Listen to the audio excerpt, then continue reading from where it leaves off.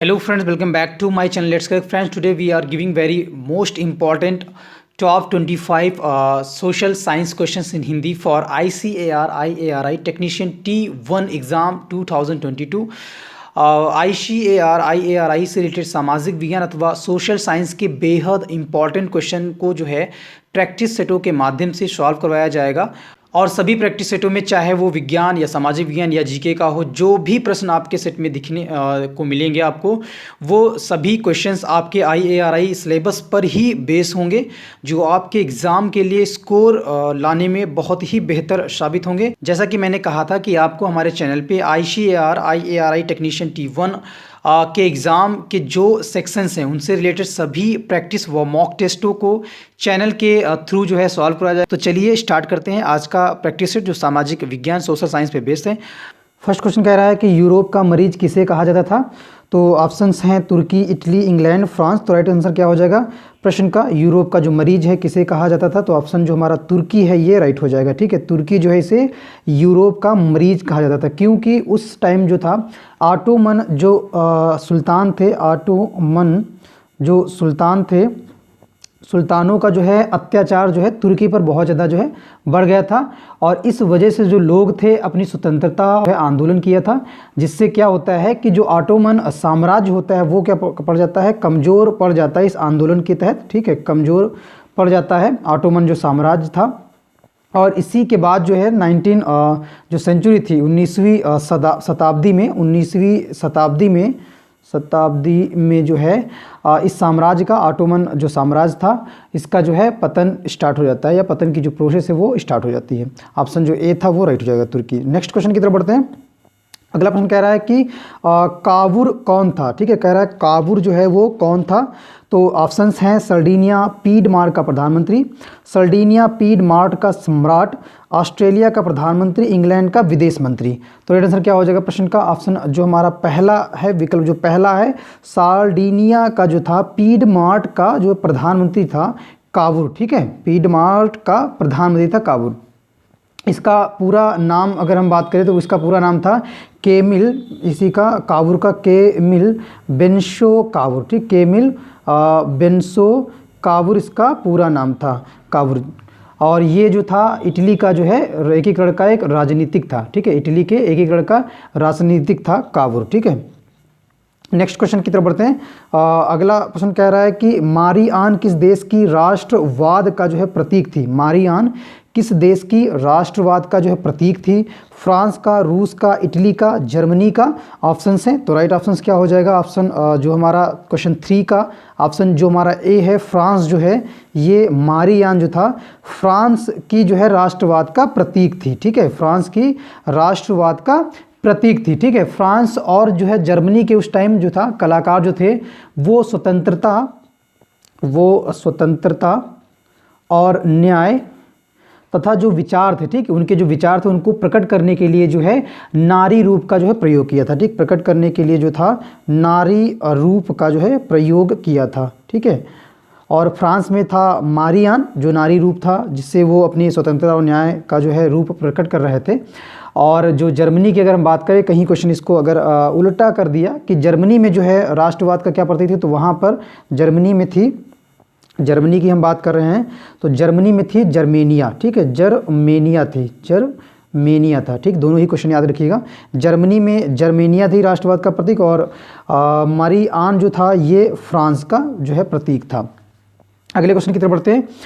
Next question कह रहा है कि यंग यूरोप, ठीक है, यंग यूरोप का संस्थापक कौन था। यंग यूरोप था उसका संस्थापक पूछ रहा है। ऑप्शंस हैं मेजिनी, गैरीबाल्डी, विक्टर इमैनुअल और मुसेलिनी। तो राइट आंसर क्या हो जाएगा फोर्थ का ऑप्शन जो ए है हमारा, प्रश्न 4 का जो ऑप्शन ए है मेजिनी जो है ये राइट हो जाएगा। मेजिनी जो थे यंग यूरोप के संस्थापक थे। ठीक है, और ये जो था मैजनी थे ये यंग इटली के मॉडल पर, ये जो यंग यूरोप था या ये यंग इटली के मॉडल पर जो है एक अंतरराष्ट्रीय जो है संघ था यंग इटली। ठीक है, यंग इटली के तर्ज पर या मॉडल पर। ठीक है, एक क्या था अंतरराष्ट्रीय जो था संघ था। ठीक है, अंतरराष्ट्रीय संघ था ये यंग यूरोप। ठीक है, नेक्स्ट क्वेश्चन की तरफ बढ़ते हैं। अगला प्रश्न कह रहा है कि प्रश्न 5th कह रहा है कार्बोनरी, ठीक है, कार्बोनरी है क्या है, ऑस्ट्रेलिया का संगठन। जर्मनी में बिस्मार्क का संगठन, इटली में क्रांतिकारियों का एक संगठन, या उपयुक्त में से कोई नहीं। तो राइट आंसर क्या हो जाएगा फिफ्थ प्रश्न का ऑप्शन जो हमारा सी है, विकल्प जो सी है, इटली में जो क्रांतिकारियों का एक संगठन था वो से जो है कार्बोनरी कहते थे, या वो एक कार्बोनरी जो था वो इटली में क्रांतिकारियों का एक संगठन था, ठीक है। विकल्प जो सी है या जो तीसरा विकल्प है वो सही हो जाएगा। नेक्स्ट क्वेश्चन की तरफ बढ़ते हैं। अगला प्रश्न कह रहा है कि 1830 प्रश्न 6, 1830 की क्रांति के बाद फ्रांस में किस प्रकार का जो है शासन स्थापित हो गया, ठीक है। 1830 में एक क्रांति हुई थी, उसके बाद जो है फ्रांस में किस प्रकार का जो है शासन स्टार्ट हो गया था। तो राइट आंसर क्या हो जाएगा प्रश्न का, ऑप्शंस है हमारे निरंकुश राजतंत्र, संघीय शासन व्यवस्था, गणराज्य, संवैधानिक राजतंत्र। ऑप्शन करेक्ट हो जाएगा हमारा इसका ऑप्शन जो हमारा ए है, जो पहला विकल्प है, जो पहला वाला ऑप्शन है वो राइट हो जाएगा। निरंकुश राजतंत्र की 1830 की जो क्रांति थी उसके बाद फ्रांस में जो है शासन स्थापित हो गया था। अगले क्वेश्चन की तरफ बढ़ते हैं। नेक्स्ट क्वेश्चन 7 कह रहा है यूरोपीय सभ्यता का पालना, यूरोपीय सभ्यता का जो पालना था किस देश को कहा जाता है, ठीक है। किस देश को, किस कंट्री को कहा जाता है यूरोपीय सभ्यता का पालना, इटली, रोम, स्पेन, यूनान। तो राइट आंसर हो जाएगा 7 का ऑप्शन जो हमारा डी है, विकल्प जो डी है या जो लास्ट विकल्प है वो राइट हो जाएगा, ठीक है। यूनान को जो है यूरोपीय सभ्यता का पालना जो है कहा जाता है, लास्ट ऑप्शन जो है राइट हो जाएगा। नेक्स्ट क्वेश्चन की तरफ बढ़ते हैं। अगला क्वेश्चन कह रहा है कि यंग इटली की स्थापना कब हुई थी। अब क्वेश्चन पहले था आपका यंग यूरोप, अब उसी से मिलता है जो जिसकी तर्ज पे, यंग इटली की तर्ज पे जो यंग यूरोप बना था। अब क्वेश्चन है यंग इटली की जो स्थापना कब हुई थी, वो टाइम पूछ रहा है जिस टाइम पे जो है यंग इटली की स्थापना हुई थी। तो राइट आंसर क्या हो जाएगा 1831 जो है 1831 जो है ये राइट आंसर हो जाएगा। 1831 में जो है यंग इटली की स्थापना होती है, ठीक है। नेक्स्ट क्वेश्चन की तरफ बढ़ते हैं। अगला प्रश्न कह रहा है कि एक्ट ऑफ यूनियन जो है किस वर्ष पारित हुआ, ठीक है। एक्ट ऑफ यूनियन जो है ये किस वर्ष पारित हुआ। तो ऑप्शन है हमारे 1688 में, 1688 में, 1707 में, 1707 में, सी है जो थर्ड है 1788 में, 1788 में और 1807 में, 187 में। तो राइट आंसर क्या हो जाएगा, एक्ट ऑफ यूनियन जो है किस वर्ष पारित हुआ। तो ऑप्शन जो राइट होगा ऑप्शन जो हमारा ए है, जो पहला ऑप्शन है, जो पहले विकल्प है वो राइट हो जाएगा। ऑप्शन फर्स्ट जो है वो करेक्ट हो जाएगा। 1688 में जो है एक्ट ऑफ यूनियन जो है ये पारित होता है, ठीक है। एक्ट ऑफ यूनियन के बारे में थोड़ा समझ लेते हैं। ये क्या था, एक एक्ट ऑफ यूनियन क्या था, ये एक अधिनियम था, ये एक अधिनियम था, ठीक है। और जिसके अंतर्गत जो था इंग्लैंड, स्कॉटलैंड,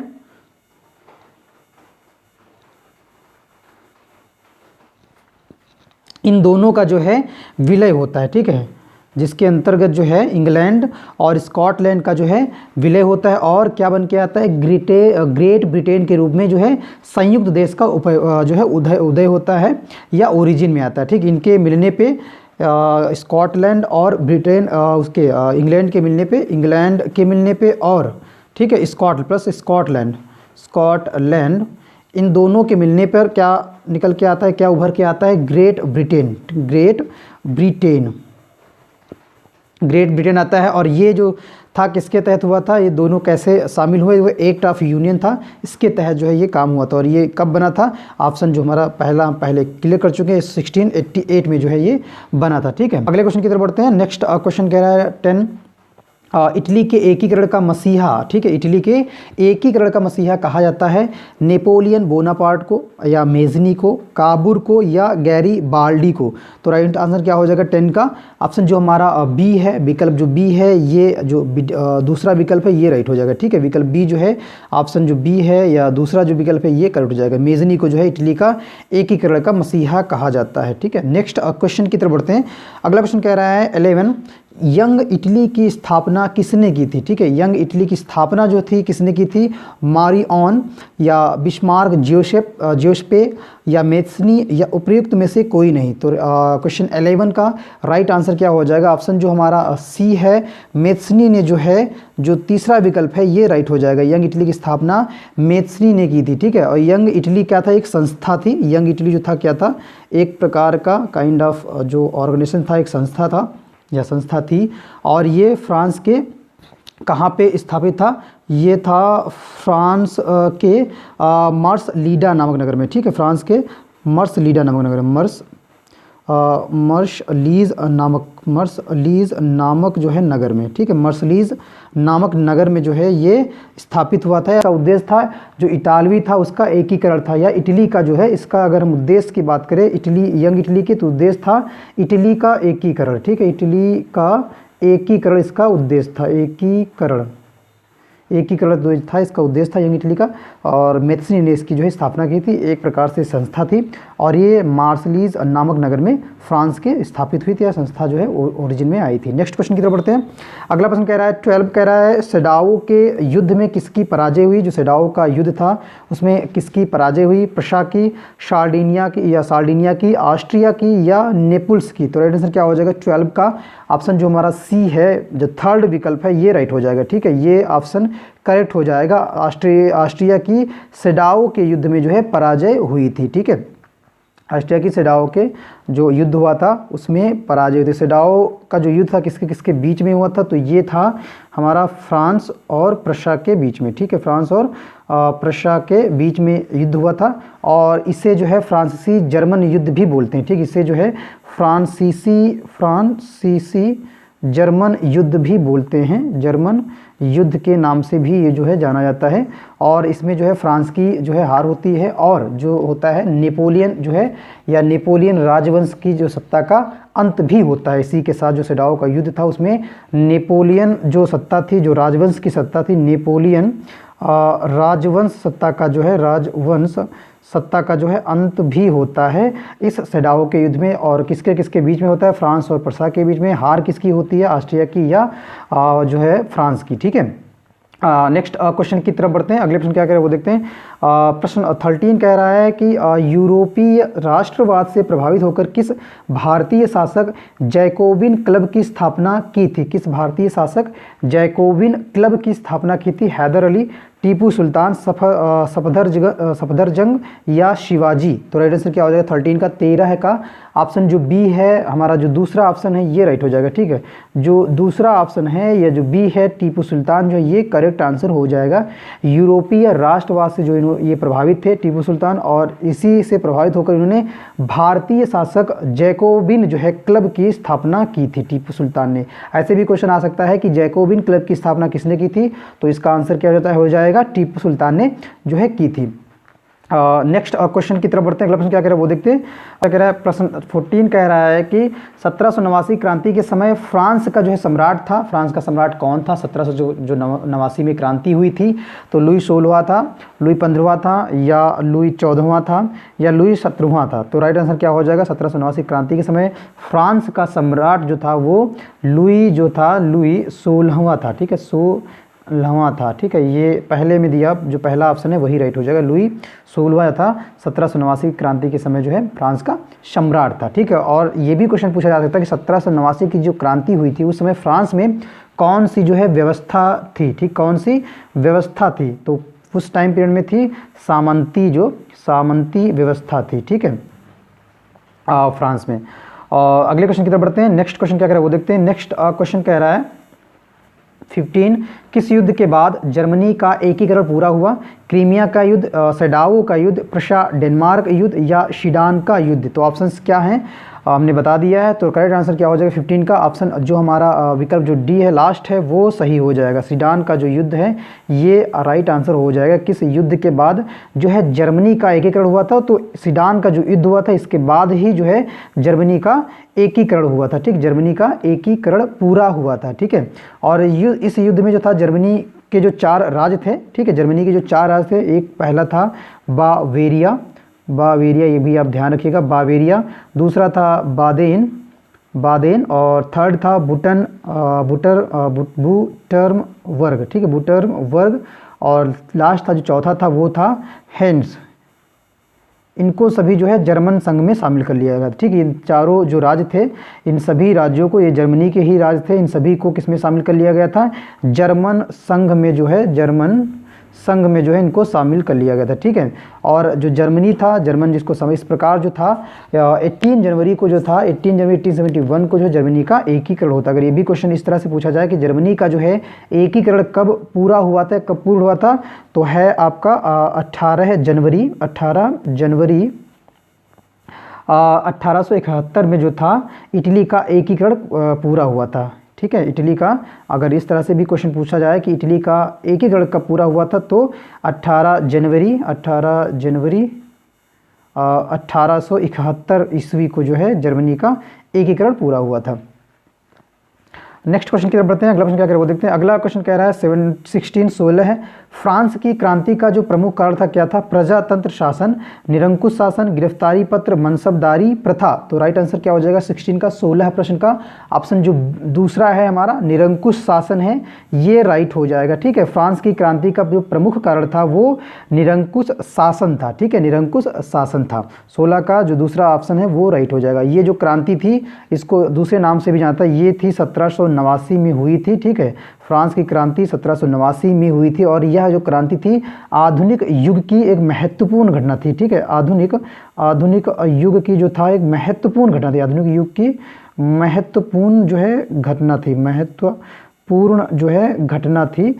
कौन सी? फ्रांस की क्रांति कब हुई थी? 1789 में। ठीक है, और इसका कारण क्या था? वो निरंकुश शासन जो था, जो विकल्प दूसरा दिया है निरंकुश शासन ही इसका कारण था।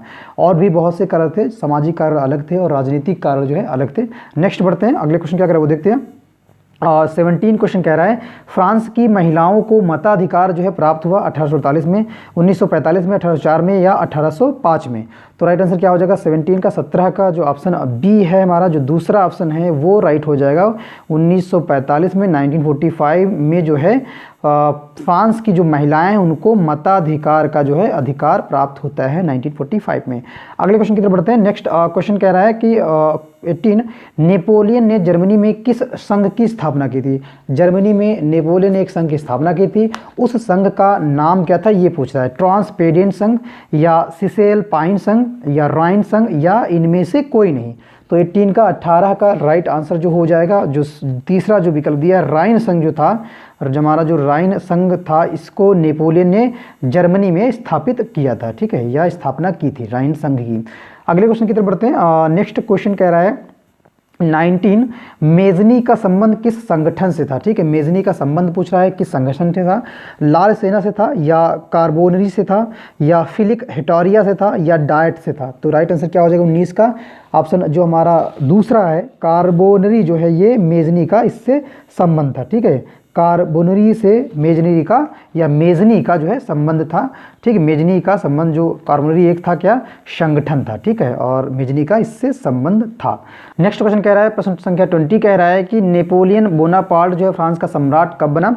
तो 1848 ऑप्शन है, 1946 ऑप्शन है और 1804 है, 1805 है। तो नेपोलियन जो बोनापार्ट है ये फ्रांस का जो है सम्राट बनता है, लेकिन कब वो डेट क्या है जब पहली बार जब सम्राट बनता है, या पहला जो इसका शासनकाल होता है कब स्टार्ट होता है? तो इसका शासनकाल आप समझ लीजिए, पहला जो शासनकाल इसका स्टार्ट होता है वो 18 मई 1804 को स्टार्ट होता है। ठीक है, 1804 को जो है ये स्टार्ट होता है। तो ऑप्शन जहाँ 1804 है वही इसका राइट आंसर हो जाएगा। तो थर्ड में जो है 1804 है, तो यही जो है ऑप्शन करेक्ट हो जाएगा। नेपोलियन बोनापार्ट फ्रांस का सम्राट 1804 में बनता है, 18 मई 1804 में। ठीक है, और इसका राजतिलक की अगर हम बात करें, नेपोलियन बोनापार्ट के राजतिलक की अगर बात करें, राजतिलक, ठीक है, राजतिलक की अगर बात करें तो ये कब होता है? 2 दिसंबर। ठीक है, 2 दिसंबर 1804 में होता है। और कहाँ होता है ये भी पूछा जाता था, कहाँ होता है? तो ये होता है नोट्रे डेन कैथेड्रल। ठीक है, ये होता है नोट्रे डेन कैथेड्रल में होता है, कैथेड्रल। ठीक, अगर हम इसकी दूसरे शासनकाल की बात करें, ये तो रहा पहला शासनकाल, और अगर हम दूसरा शासनकाल देखें तो ये दूसरा इसका जो सेकेंड शासनकाल होता है वो स्टार्ट होता है 20 मार्च 1815 1815 से लेके 22 जून 1815 तक। ठीक है, ये इसका दूसरा टाइम पीरियड है, दूसरा शासनकाल है नेपोलियन बोनापार्ट का। ठीक है, और ये फ्रांस का सम्राट था। नेक्स्ट क्वेश्चन की तरफ बढ़ते हैं। अगला प्रश्न कह रहा है कि 21 लियांग किचाओ कौन था? चीन का विचारक था, जापानी दार्शनिक था, वियतनामी क्रांतिकारी था या इनमें से कोई नहीं? तो 21 का ऑप्शन जो सही हो जाएगा, ऑप्शन जो पहला है हमारा, जो विकल्प पहला है ये सही हो जाएगा। जो लियांग किचाओ थे ये चीन के एक विचारक थे। ठीक है, विकल्प पहला जो है करेक्ट हो जाएगा। नेक्स्ट क्वेश्चन कह रहा है 22 हाओ, ठीक है, हाओ आंदोलन, हाओ आंदोलन जो है कब शुरू हुआ? 1939 में, 1949 में, 1950 में, 1946 में। तो राइट आंसर क्या हो जाएगा हमारा 22 क्वेश्चन का जो सही विकल्प होगा पहला जो ऑप्शन है 1939 जो है ये इसका राइट हो जाएगा। हुआओ हाओ आंदोलन जो है 1939 में स्टार्ट होता है, ठीक है। और ये जो था क्या था, एक हुआओ और हाओ आंदोलन जो था ये था हमारा वियतनामी बौद्ध धार्मिक आंदोलन था, ठीक है। धार्मिक आंदोलन था, ये धार्मिक आंदोलन था, ठीक है। और इस आंदोलन की शुरुआत किसने की थी? हुआ और हाओ जो आंदोलन था इसकी शुरुआत किसने की थी? तो इसकी शुरुआत की थी एक बौद्ध सुधारक थे। इसकी शुरुआत जो थी एक बौद्ध सुधारक थे, नाम क्या था उनका? बौद्ध सुधारक थे, इनका नाम था हु इन, ठीक है। हु इन चाइनीज़ नाम है, थोड़ा बोलने में दिक्कत हो रही। हु इन फू शो ने जो है की थी, ठीक है। ये क्या थे? बौद्ध सुधारक थे। और हु इन फू शो ने जो है हाओ आंदोलन की शुरुआत की थी, ठीक है, और 1939 में की थी। नेक्स्ट क्वेश्चन क्या कह रहा है वो देखते हैं। अगला प्रश्न कह रहा है कि वियतनामी कम्युनिस्ट पार्टी के संस्थापक कौन थे? वियतनामी कम्युनिस्ट पार्टी के संस्थापक कौन थे ये पूछ रहा है। हो ची मिन्ह, न्यूएन आन और राजा फुत्स, हु इन फूसू। तो राइट आंसर क्या हो जाएगा 23 का? ऑप्शन जो हमारा ए है, जो पहला है, हु ची मिन्ह जो थे, हु ची मिन्ह ने वियतनामी कम्युनिस्ट पार्टी के जो है ये संस्थापक थे, ठीक है, संस्थापक थे हु ची मिन्ह। अगले क्वेश्चन की तरफ बढ़ते हैं। नेक्स्ट क्वेश्चन क्या करें वो देखते हैं। नेक्स्ट 24 क्वेश्चन कह रहा है कि इंडो चाइना जो है, इंडो चाइना किस देश से मिलकर बना है? वो देश बताना है। तो कंबोडिया, वियतनाम, लाओस और फिर सभी। तो कौन से वो देश थे जिसमें जो है इंडो चाइना शामिल है या इंडो चाइना जो है मिलके बना हुआ है? तो इसका सही जो आंसर होगा हो जाएगा जो लास्ट जो ऑप्शन है वो सभी जो थे, कंबोडिया भी था और वियतनाम भी था और लाओस भी था, इंडो चाइना में सभी जो है शामिल है। लास्ट ऑप्शन राइट हो जाएगा। नेक्स्ट क्वेश्चन की तरफ बढ़ते हैं। 25 क्वेश्चन कह रहा है कन्फ्यूशियस, ठीक है। कन्फ्यूशियस जो है कौन था? ठीक, कन्फ्यूशियस जो है वो कौन था? तो चीन का विचारक था, चीन का सम्राट था, चीन का प्रोफेसर था या चीन का सेनापति था? तो करेक्ट आंसर हो जाएगा हमारा 25 का जो ऑप्शन हमारा पहला है। ये कन्फ्यूशियस जो था ये चीन का एक विचारक था या कह सकते हैं दार्शनिक था, दार्शनिक भी था ये, ठीक है। कन्फ्यूशियस दार्शनिक था और इसका जन्म कब होता है? 551 ईसा पूर्व जो है माना जाता है कन्फ्यूशियस का जन्म, ठीक है। डेट ऑफ बर्थ जो है कन्फ्यूशियस की 551 ईसा पूर्व में जो है माना जाता है। और यह जो था तो कुंग फुत्से का जो है लातीनी स्वरूप था नाम कन्फ्यूशियस, ठीक है। कुंग फुत्से जो था, जो कन्फ्यूशियस था, इस कुंग फुत्से जो था ये लातीनी या लैटिन जो स्वरूप था कन्फ्यूशियस था, ठीक है। लैटिन स्वरूप था ये, क्या कैसा स्वरूप था? लैटिन या लैटिन, ठीक है, लैटिन या लातीनी, ठीक है। लातीनी भी बोलते थे तो उस टाइम लातीनी स्वरूप था कुंग फुत्से का कन्फ्यूशियस में, ठीक है। कन्फ्यूशियस का अगर अर्थ भी आ जाए तो उसको भी समझिएगा। कन्फ्यूशियस का अर्थ होता है दार्शनिक कुंग, ठीक है, दार्शनिक कुंग, ये कन्फ्यूशियस का अर्थ होता है। इसी लास्ट क्वेश्चन के साथ आज का जो प्रैक्टिस सेट है वो समाप्त होता है, जो स्पेशली आपके ICAR IARI technician T1 exam से संबंधित था और उस एग्ज़ाम के लिए बेहद ही महत्वपूर्ण साबित हो सकता है। बहुत ऐसे प्रश्न थे जो पिछले जो ICAR IARI एग्ज़ाम में पूछे जा चुके हैं या सिर्फ जो है ICAR एग्ज़ाम में पूछे गए भी हैं। तो मैक्सिमम क्वेश्चन जो थे ऐसे थे जो जिनके आने के चांस जो हैं बहुत हैं। तो इसकी जो है प्रैक्टिस आप सभी जो है करिएगा और ढंग से करिएगा ताकि जो क्वेश्चन है आपके कोई मिस्टेक ना हो। क्वेश्चंस की भी जो है अंडरस्टैंडिंग आपको होनी चाहिए। ढंग से आप पढ़िएगा पहले क्वेश्चन, फिर उसके जो है आंसर्स, उसके विकल्प को देखिएगा, उसके बाद ही जो है ऑप्शंस टिक करिएगा। क्योंकि ऑनलाइन पेपर है आपका, टाइम जो है मैनेजमेंट बहुत इंपॉर्टेंट है पेपर के लिए, ठीक है। और कोशिश करिएगा कि जितने भी क्वेश्चन हैं आप सभी अटेम्प्ट करें, क्योंकि इसी तरह से क्वेश्चन आपको वहाँ पे देखने को मिलेंगे, ठीक है। क्योंकि 10th लेवल तक ही था सामाजिक विज्ञान या सोशल साइंस का जो सिलेबस था, सभी जो प्रश्न थे सिलेबस के अकॉर्डिंग ही थे आपके इस प्रैक्टिस सेट में। और इसके साथ साथ अभी तक जिन्होंने जो है हमारा चैनल सब्सक्राइब नहीं किया है तो प्लीज़ चैनल को सब्सक्राइब जरूर कर लें और बेल आइकन को दबाना तो बिल्कुल भी ना भूलें। तो मिलते हैं नेक्स्ट वीडियो में, नेक्स्ट प्रैक्टिस सेट में। Thank you so much guys.